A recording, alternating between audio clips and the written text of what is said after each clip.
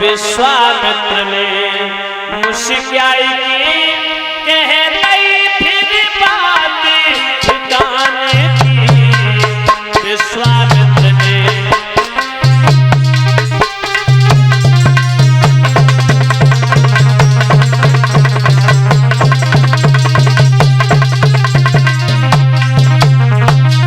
विश्वामित्र बोले, ओ राजा हो ठिकाने कर, सेवा किस पर करे बाता है। और ये सेवक तेरा रहा नहीं, तू किस पर हुक्म चलाता है। ये सेवक तेरा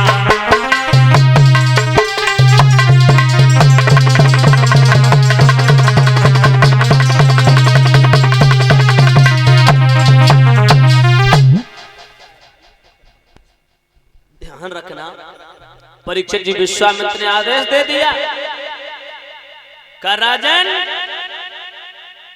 जानबूझ करके बेवकूफ क्यों बन रहा रे? तू तो कुंजी लगाम का संकल्प कर चुका, अब तेरे पास क्या रहा रे भिखारी? अब तो तू बोधे राज्य से बाहर हो, अब तेरे पास तो कुछ रहा नहीं, तू तो फकीर हो गया। परीक्षित जी महाराज हरिश्चंद्र खोपड़ी पकड़ के बैठ गए, हाथ जोड़ करके बोले, महाराज हे भगवान मुझे क्षमा करना, हमसे भूल हो गई, मुझे नहीं पता था कि कुंजी लगाम के संकल्प में सब कुछ चला जाएगा। विश्वामित्र बोले, बिना विचारे जो करे वो पाछे पछताए, और काम बिगाड़े आपनो जग में हुए आसाय। बिना सोचे समझे तूने इतना बड़ा संकल्प कर लिया, अब तो तू जाने तेरा काम जाने, हमें कोई लेना देना नहीं। और हम तो ये कहते हैं कि तू मना कर दे, हम तो वापस लौट जाएंगे, तू मां सोटा लेके। हम जबरदस्ती थोड़ी करते हैं, मेरा दबाव नहीं है तेरे ऊपर। परीक्षित जी विश्वामित्र का ये मतलब नहीं है सोना चांदी राजपाट हीरा मोती जमीन जायदाद महल दुमहला से कोई मतलब नहीं, वो तो महात्मा है भाई, उन्हें क्या धन की आवश्यकता है। परीक्षित जी वो तो केवल ये सोच रहे कि राजा से किस तरीके से झूठ बुलवा दिया जाए। राजा एक बार झूठ बोल जाए, राजा का धर्म खंडित हो जाएगा। वो तो फेर में राजा से झूठ बुलवाना चाहते हैं। और परीक्षित जी संत महात्मा को क्या दौलत की जरूरत?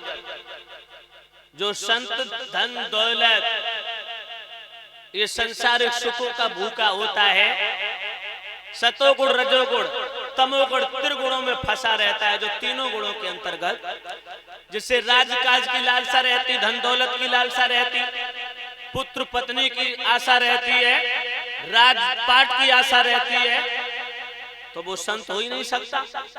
तो विश्वामित्र जी तो ध्यान रखना, परीक्षित जी ये सोच रहे हैं भाई कि राजा एक बार झूठ बोल दे, के साधु भूखो भाव को धन को भूखो ना,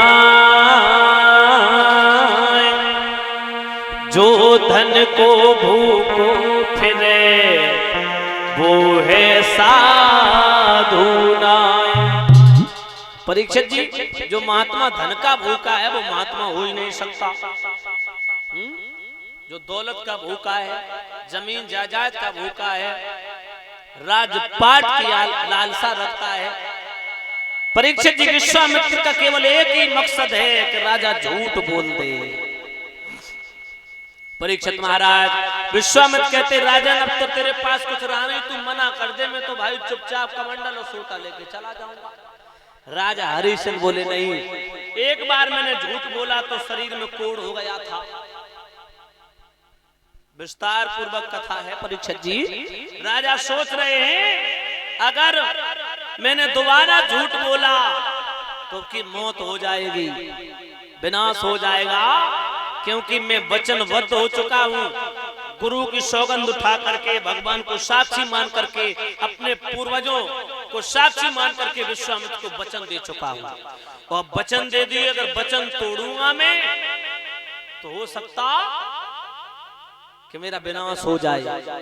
राजा भयभीत है अधर्म से, धर्म से इतना डरता है कि ऐसा धर्म ना हो जाए जो धर्म को क्षति, धर्म की हानि हो।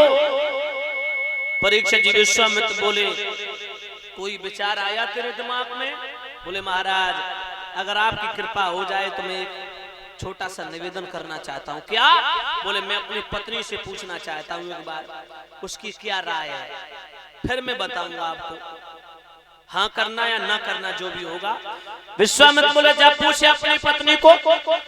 परीक्षित जी राजा हरिश्चंद्र चल देते हैं। रानी तारावती ने जैसे ही आता हुआ देखा, देवियों कितना अपने पति से स्नेह किया करती थी वो पतिव्रता औरत, राजा को आता हुआ देखा, बैठी थी खड़ी हो गई, दोनों हाथ जोड़ करके